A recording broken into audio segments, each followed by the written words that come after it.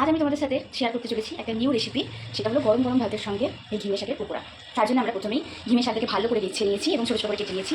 আর নিয়েছি পেঁয়াজ, লঙ্কা কুচি, আদা বাটা আর একটা গোটা আলু। এই আলুটাকে আমি এরপর একটু পেস্ট করে নেব। এখানে আমরা অ্যাড করছি 2 ডাবু বেসন।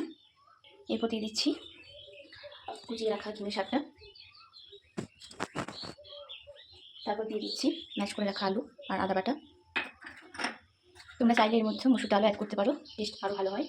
কুচি করে রাখা লঙ্কা আর কুচি করে রাখা পেঁয়াজ। এরপর এর মধ্যে দিয়ে দেবো 1 চামচ হলুদ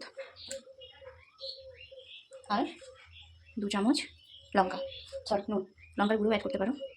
এরপর এটা সবটাকে ভালো করে আমরা ম্যারিনেট করে নেব।